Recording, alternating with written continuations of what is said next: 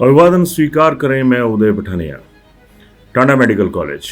शर्म आती है बार बार इस संस्थान का जिक्र करते हुए, क्योंकि सरकारों को इसका कभी फिक्र ही नहीं हुआ और ना ही कभी सरकारों के मुंह से इसके लिए जिक्र सुना। लेकिन खबर पर चलने से पहले एक जरा ये बयान सुन लीजिए। आज जो टांडा मेडिकल कॉलेज है उसकी हालत इतनी बद से बदतर है कि पिछले एक सप्ताह से यहाँ पर 2 एक्सरे की मशीनें हैं, दोनों की दोनों खराब पड़ी हैं और लोग जो हैं दर दर की ठोकरें खा रहे हैं। सरकार कह रही है कि हम चले हैं व्यवस्था परिवर्तन करने। ये व्यवस्था परिवर्तन नहीं, व्यवस्था का पूरा पतन कर दिया इन्होंने। आज आप नीचे जा कर के देखिए, लाइनों में लोग खड़े हैं और कोई सुध बुध लेने वाला नहीं है।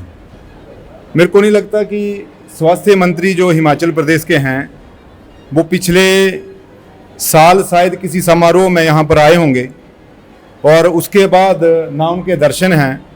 मेरा उनसे विनम्र आग्रह है कि एक बार आकर के टांडा में जो यह अराजकता फैली है उसको आके देखिए कि किस हालत में आज हिमाचल प्रदेश और खासकर इस लोअर कांगड़ा का जो क्षेत्र है इसके लोग जो हैं वो दर दर की ठोकरें खा रहे हैं। टांडा एकमात्र ऐसा संस्थान है जहां पर पूरे आप बात करें इंदौरा से लेकर के बैजनाथ और हमीरपुर, इस तरफ आप जोगिंद्रनगर तक जो लोग हैं वो आ रहे हैं। लेकिन बड़े दुख के साथ ये कहना पड़ रहा है कि यहाँ पर एक हफ्ते से एक्सरे की दोनों मशीनें खराब, लेकिन कोई सुध बुध लेने वाला नहीं। यहाँ का जो स्टाफ है बहुत ही पुशिंग स्टाफ है, डॉक्टर, पैरामेडिकल स्टाफ दिन रात बड़ी शिद्दत से काम कर रहे हैं। लेकिन जब मूलभूत सुविधाएं लोगों को नहीं होंगी, आज कोई दवाई नहीं मिल रही ढंग से लोगों को, तो मेरा इतना ही कहना है कि एक बार आकर के जो स्थानीय यहाँ के चुने हुए प्रतिनिधि हैं, कृपया टांडा आइए और यहाँ की व्यवस्था देखिए। व्यवस्था के नाम पर यहाँ पर अव्यवस्था फैली है। बस इतना ही कहना है मेरा कि आइए एक बार देखिए कि इस विधानसभा क्षेत्र के साथ साथ 10-12 विधानसभा क्षेत्रों के जो लोग हैं वो यहाँ पर दर दर की ठोकरा खा रहे हैं। एक्सरे मशीनें खराब पड़ी हैं, बाकी जितने भी यहाँ पर सुविधाएं हैं वो शून्य में पहुँच चुकी हैं, पताल में पहुँच चुकी हैं। बस इतना ही कहना चाहता हूँ। पूरी ढोल की पोल खोल कर रख दी और लास्ट में कहा कि मुझे बस इतना ही कहना है। और इतना ही कहना के पीछे कितना दर्द होगा ये यहाँ पर आपको नजर आ गया होगा। खैर, मुद्दे की बात यह है कि टांडा मेडिकल कॉलेज, जिसके लिए नेता कितनी आसानी से छाती ठोंक कर कहते हैं कि हमने टांडा के लिए ये कर दिया वो कर दिया, लेकिन हकीकत ये है कि अगर नेता छाती ठोकते हैं तो पब्लिक यहां पर छाती पीटती हुई नजर आती है। दुख के लिए हर कोई टांडा जाता है, लेकिन वहां पर दुख की और बढ़ोतरी हो जाती है। और यहां पर जनता भी बराबर की जिम्मेदार है, क्योंकि हम लोगों को आदत पड़ी है नेताओं के आगे हाथ जोड़ने की, उनकी, अगर मैं सामान्य भाषा में कहूं तो उनकी चमचागिरी करने की। इससे ज्यादा हम लोग कुछ नहीं करते। जब टांडा में कोई मशीन बंद हो जाती है तो लोग पैरामेडिकल स्टाफ, जो मेडिकल स्टाफ है, उनके साथ झगड़ा करते हैं। और क्या मजाल किसी आदमी ने अपने नेताओं को पूछा हो कि आपकी सेहत तो तंदुरुस्त रहती है हमारे वोट की डोज से, लेकिन जो डोज हमें चाहिए अगर वो नहीं मिल रही तो फिर क्या होगा। खैर, मुद्दे की बात यह है कि टांडा मेडिकल कॉलेज में 2 एक्सरे मशीन जो हैं वो पिछले वीरवार पोस्ट लंच के बाद खराब पड़ी हुई है। आज मंगलवार है और बुध के बाद पूरा 1 हफ्ता हो जाएगा, दोनों मशीनें डेड पड़ी हुई हैं। और हैरानगी की बात यह है कि जिस तरह से हम लोगों के जो रिश्तेदार हैं या कोई अपना है, जब टांडा में दम तोड़ता है उसकी खबर आ जाती है, लेकिन ये मशीनें हकीकत में दम तोड़ चुकी है। दरअसल साल 2007 में ये मशीनें लगी थीं और मैक्सिमम लाइफ जो है एक्सरे मशीन की वो 10 साल होती है।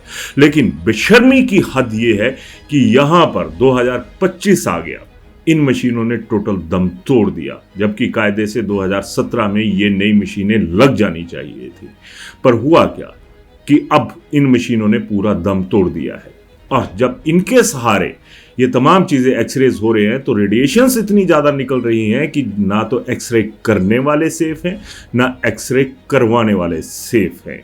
सिर्फ सेफ हैं तो सरकारें, सिर्फ सेफ हैं तो नेताओं की जमात, जो इसके लिए जिम्मेदार ठहराई जा सकती है, क्योंकि व्यवस्था का जिम्मा इन्हीं लोगों के पास होता है।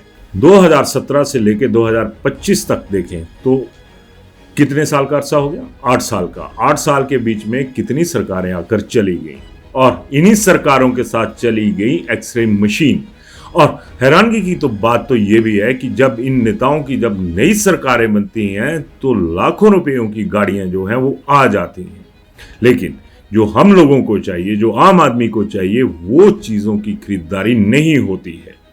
मान लीजिए कि एक 68 लाख की गाड़ी लेते हैं तो 2 गाड़ी अगर नेता छोड़ दें तो एक नई एक्सरे मशीन जो है वो टांडा मेडिकल कॉलेज में आ सकती है। और सरकारें भी क्या करती हैं, अपने लिए सुख सुविधा, अफसरों के लिए सुख सुविधा, और जिनकी वजह से और जिनके लिए ये व्यवस्थाएं बनी हैं, चाहे वो अफसर हैं चाहे नेताशाही है, वो आम आदमी के लिए कुछ करते हुए यहाँ पर नजर नहीं आते। अब टांडा में चीखें निकल रही है और कोई देखने वाला नहीं है कि आखिर ये हो रहा है तो क्या हो रहा है।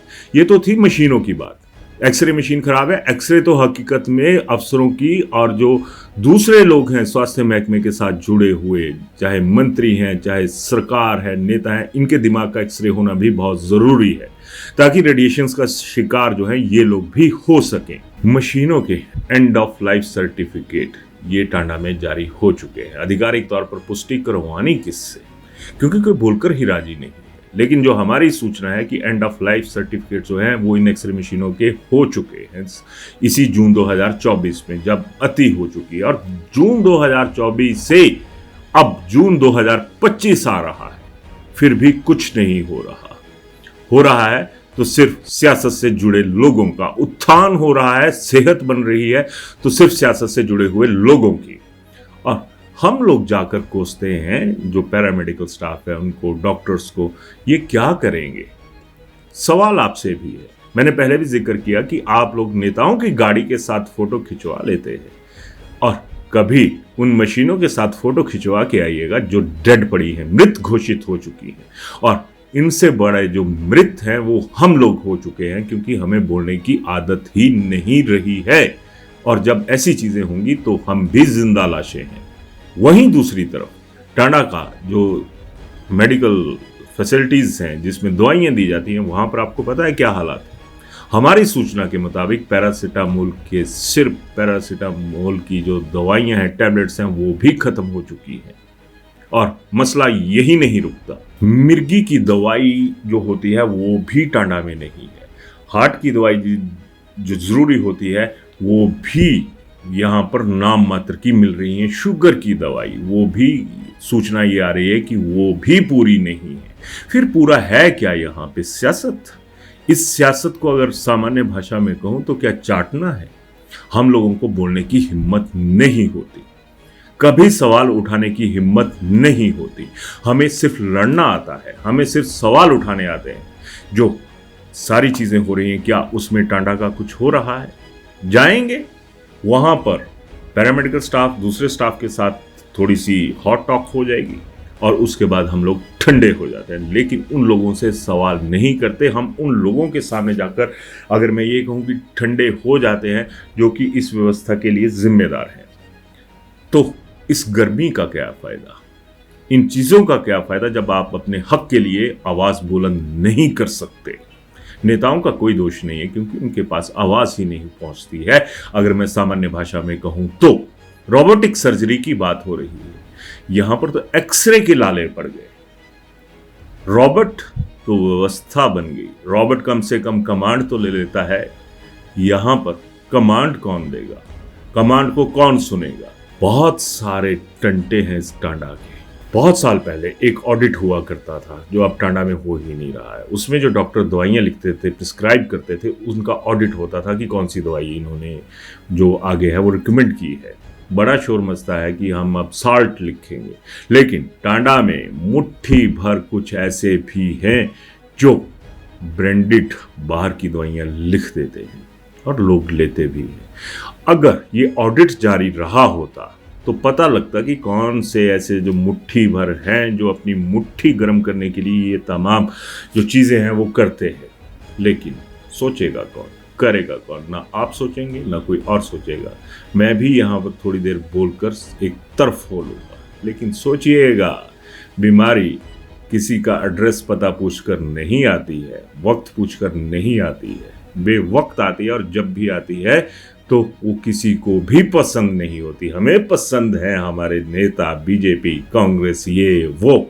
कभी खुद से, अपने परिजनों से, अपने समाज से हमारा प्रेम होता तो शायद आज ये हालात जो है वो ना होते। धन्यवाद। सोचना ज़रूर।